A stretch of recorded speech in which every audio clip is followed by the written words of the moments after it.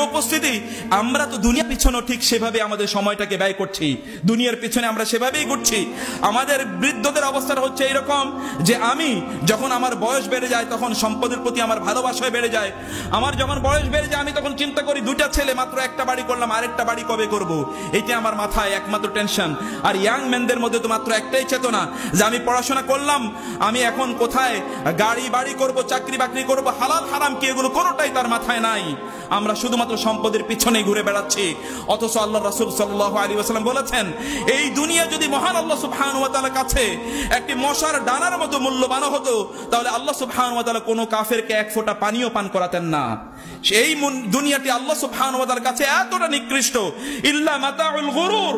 আল্লাহ সুবহানাহু ওয়া তাআলা কোরআনে উল্লেখ করেছেন, একদিকে এটা হচ্ছে ধোঁকার সামগ্রী, অন্যদিকে এটা হচ্ছে প্রচন্ড তুচ্ছ সামগ্রী, যার কোনো মূল্যই মহান আল্লাহ সুবহানাহু ওয়া তাআলার কাছে নাই।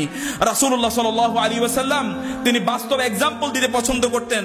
এটি বাজারের পাশে দিয়ে যাচ্ছিলেন সাহাবায়ে কেরামরা, তার সাথে রাসূলুল্লাহ সাল্লাল্লাহু আলাইহি ওয়াসাল্লাম দেখলেন বাজারের পাশে একটি ছোট বকরির বাচ্চা পড়ে আছে, মরে গলে পচে পড়ে আছে। রাসূল সাল্লাল্লাহু আলাইহি ওয়াসাল্লাম তার কানটা ধরলেন, কানটা হচ্ছে ছোট এবং ছোট বকরির বাচ্চা।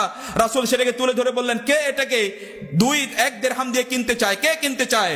সাহাবায়ে কেরামরা বলেন, ইয়া রাসূলুল্লাহ, একদিকে এটা মরা, অন্যদিকে এটা ছোট, এবং এটা আবার কি কানও হচ্ছে ছোট, কান কাটা, এইরকম একটা জীবিত বাচ্চাকেই তো আমরা 1 দিরহাম দিয়ে কিনতে চাই না, এরপর এটা আবার মরা, একে আমরা কেন কিনতে চাইবো?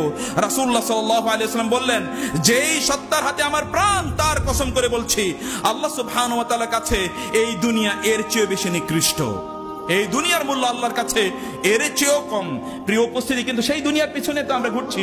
প্রতি মুহূর্তে আমি যখন ঘুমাতে যাই, আমি কি রাতের বেলা চিন্তা করি একবারও যে আগামীকাল সকালে কি আমি ঘুম থেকে উঠতে পারবো? আর আগামীকাল সকালে যদি আমি ঘুম থেকে না উঠতে পারি, তাহলে আমার অবস্থানটা কোথায় হবে? সেটা কি জান্নাত নাকি জাহান্নাম?